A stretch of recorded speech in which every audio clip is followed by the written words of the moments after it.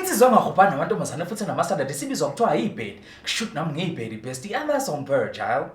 Sanibona mntwana basekhaya. Sheke nangalesikhathi. Hi guys. Sanibona. Silana namhlanje sizobuka i-music video kaSjava called Amakhehla.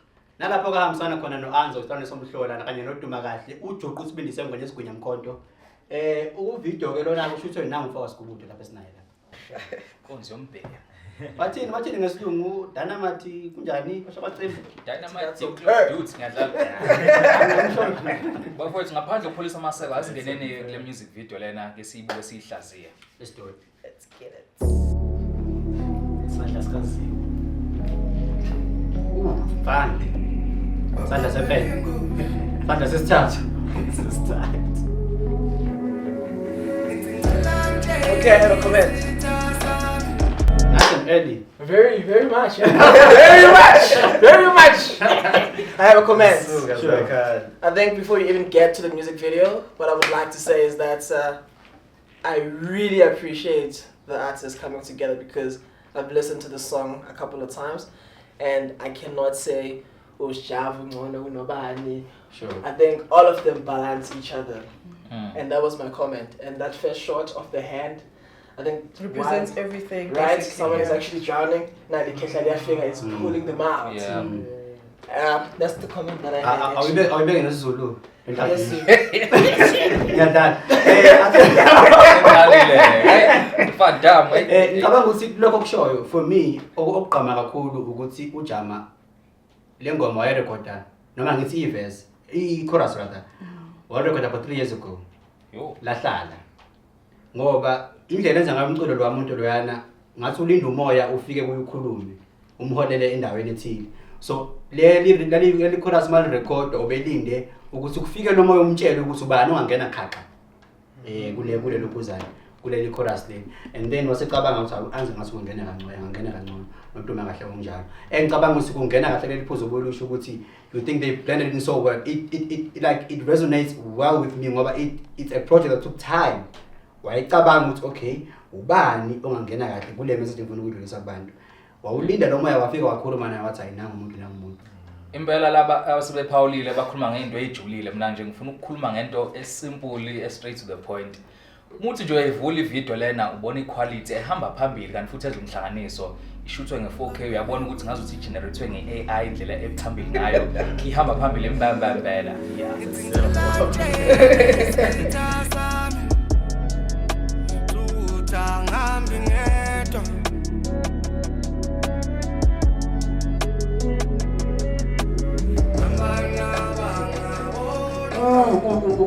Wait. Lo gogo lo phethe umbese lapha. That is actually so deep ngoba it's giving uzolwa lezitha zami. Yeah. I find that very interesting and I would be very keen in finding out ukuthi the thought behind that scene iyahambelana nomcabango wami ukuthi lo gogo lona uzolwa nezitha zami. You know the funniest thing like ngobhala ama treatment and like for songs sometimes right khona amanye ama shows awafaka la first edits awekho bana deep meaning so this was sometimes keeper a video or keep whatever work that you're taking away as a film or something sometimes I think we break it down because it means different to different people so mangisha mangiyenza le scene le bekuyiscene a focal point bekuyisiphandle so I just wanted those nuances there Hands eek up. Yes, in a way, yeah. Because what I wanted nuances that show presence abadala. Right. So I had Isanja shot in Isanja Siganja and a friend of mine who I call up a in America is like, yo, man, why am I using something? And like the whole call. Yeah, whole corner so I'm near to Bangati Valley because it's security reasons.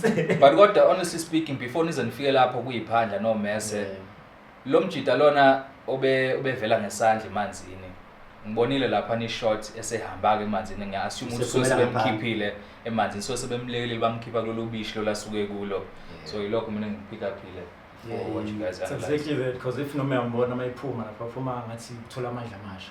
Very confident. Also lamuntu speaking to what you saying with amandla amasha lamuntu wasn't pulled out like akabanjwa kanje azakhishwe ngaphandle khona isini la ekuthanda khona isandla and then uyayiphumela yena Yeah. ukusho ukuthi sewatholile la manje ukuyiphumela yena That's valid.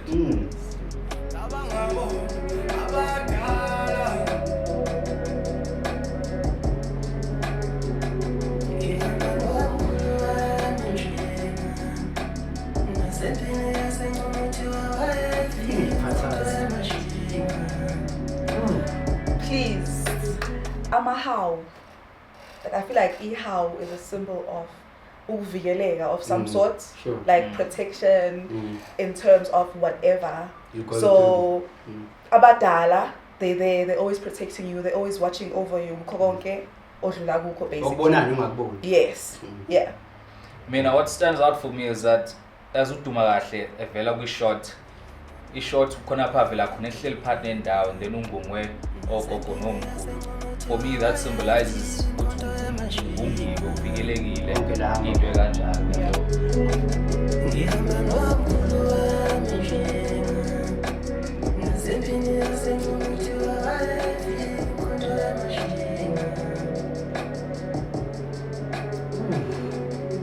Yes, please. You know, I was speaking to Uzi like earlier on. Ngimbuza ukuthi what did that Stava say dope.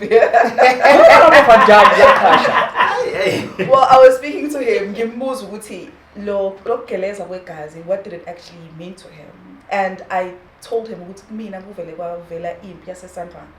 Like back when Amabutho died empini basically and kwageleza igazi. By the way, she's not wrong by saying isandla ngoba nakhona kwale wakutheka igazi. Kodwa kwi-verse lakhe uduma kahle is specifically speaking to Ingqomi, which is also another battlefield la kwakula khona amaZulu namabhunu mangaphosisi. That's on her. Chances are umkhulu wakho was part of it. Manje ilokuzana igazi hayi umkhulu wakamakhaya Kuthiwa wakho.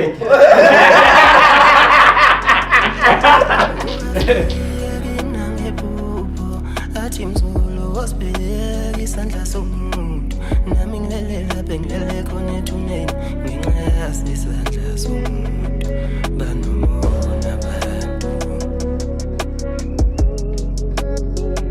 ngihamba nomkhulu wami njenga nasempini yasenqumuthi wayefika imkhonto yamashinga sonyakaza Actually, Yazi, I'm looking at the chairs now. They're empty. Ekaleni, there were people sitting there, right? So abantu abangabona kind of thing happening there. So he's not alone. Yeah. Bakhona just babuni. For me it gives off ukuthi after sebemnika isikhali sakhe uyambona manje uphethe isikhali sakhe they've equipped you ngento ongaphila ngayo ezokuvikela kwaleso sikhashana leso, but now njengoba usuyishilo wena ukuthi ababona to me kodwa bewukuthi they've equipped you basahambile isikhashana kodwa they've equipped you with something basadinga ukuzungeza ngaleso sikhathi.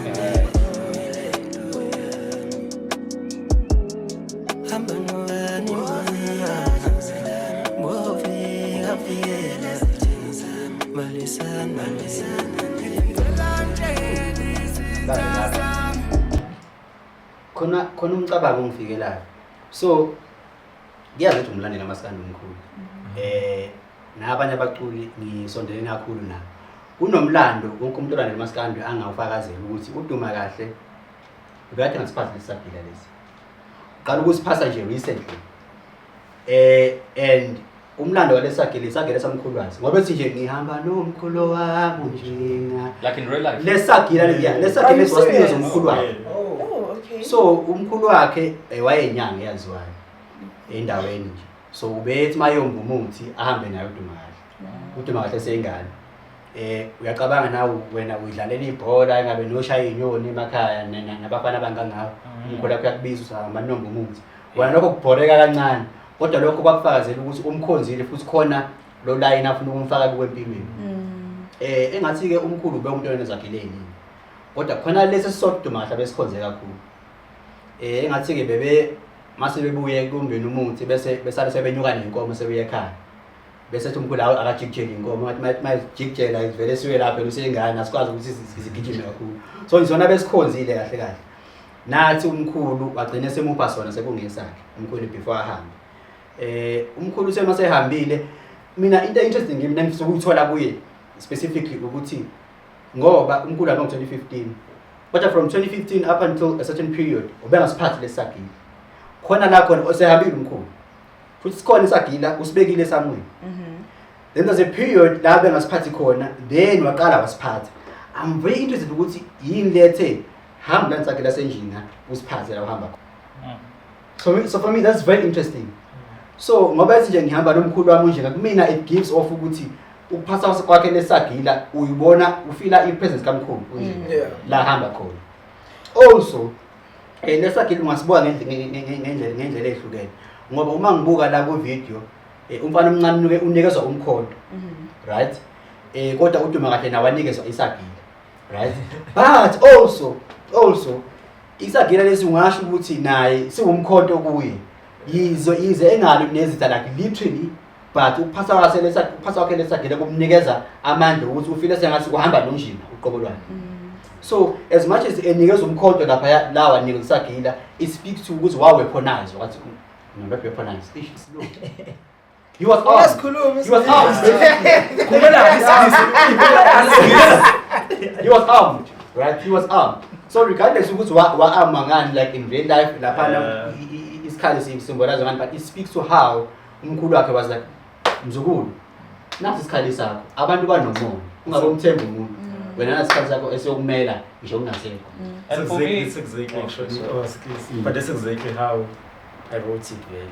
Yeah, because this Cartel something else sona those are ngathi amagama omkhulu la mina amtshela wona ayisikhathi sanje ukubona because what we're trying to do lapha kule scene we're reenacting iphupho lakhe lakhuluma ngale ngomeni Afrika omkhulu.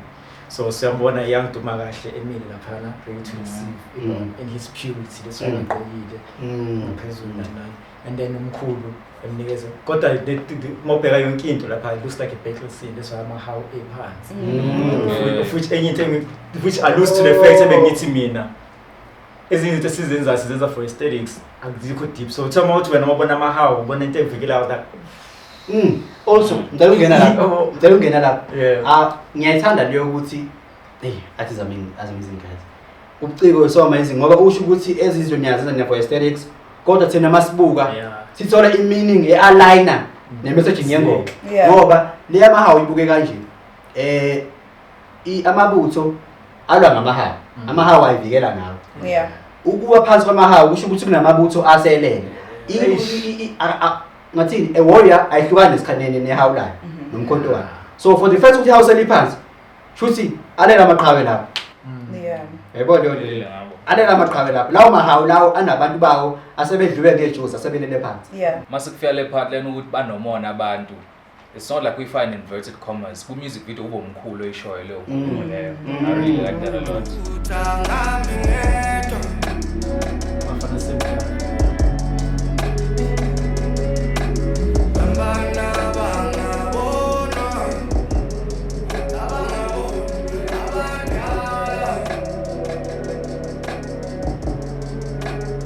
So go pause kancane just want to say something about this Loy Vesla.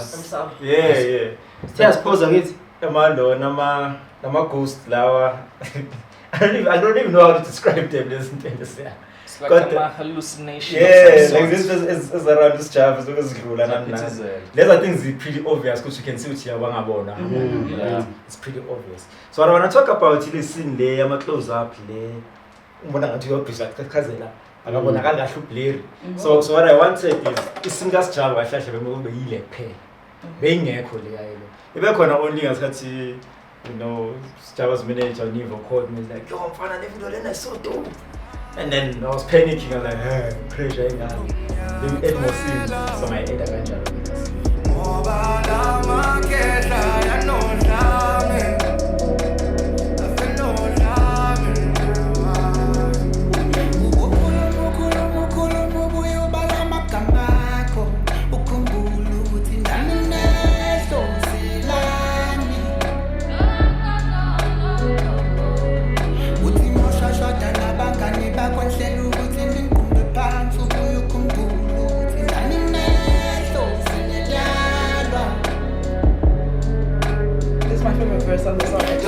Wait, so ngoba wonke umuntu lapha kule music video actually has a protection. And when you listen to Anto's verse, I don't think he's speaking ukuthi mhlambe udinga ukubamvikela, but what he's saying is that reminding people ukuthi it was like a nyama. So was there a significant reason why ningamphanga yena mhlambe into yokuyivikela noma ilona like ngathini lo sibhale ngakhona njengoba ngisho nasekuqaleni asibhalanga ngingabhalanga ukuthi bonke bazoba nekhaya ngizange ngibhala njalo at all so kuhlangana nje mangizwa nina ngikhuluma Also, I feel like his lyrics also speak for him. It speaks for him because uyasho ukuthi noma ningathini nami nedlozi lami. So noma ngaba nezikhali zenu mina lami idlozi likhona futhi liyaphila. Also crazy. And the thing is, because I think that stand out kuye. And I just want to also speak about location and why it's decided. Location, my boy. Behind the backdrop there. So yena mawubheka ithunzi za those shadows around him. Yabadala bakhe. So I'm surrounded anyway. So mawubheka noba ngayivula lapha. Uthi moshashada nabangani bakho nhlela ukuthi ningiqumbe phansi ubuye ukhumbule ukuthi nami nginedlo senelyalwa yosasekuthiwa nimbone nje isimo sesinje wafaka unyawo lakhe lapha elingafakwa khona manje siyamnetha. Yes, please. Faka unyawo lakho la ungafakwa khona ukuthi. That scene is basically showing gender-based violence, right? Ntombazane yabantu ivikelekile nayo ngendlela evikeleke ngayo. So ukuyishaya kwakho ihlukumeza could get you into places, dangerous places that is. Njengoba sebemfake uzankosi nje. Exactly, as he should actually. Yeah. Nanokuthi if wena ugadla kulo muntu lona ovikelekile, there will always be justice uthanda uthanda. Wagadla nje siyakhala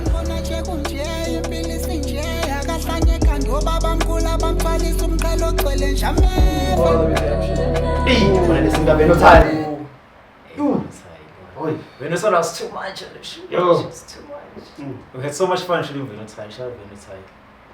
bese umthatha kumoya bubushaya noma kunamafena because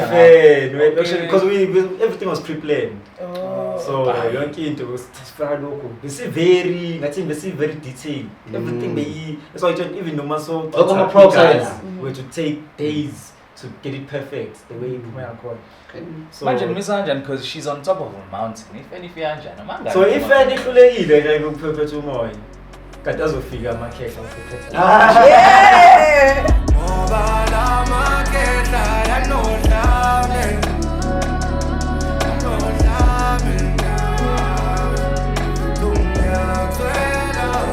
Fire is such a powerful thing.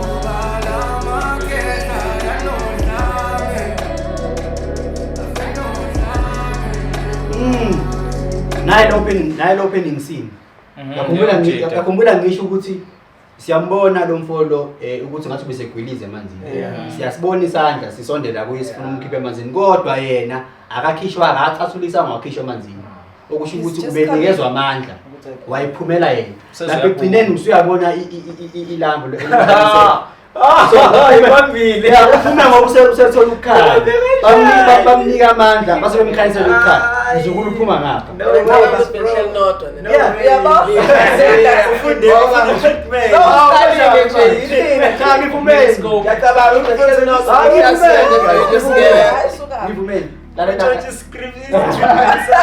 Something interesting.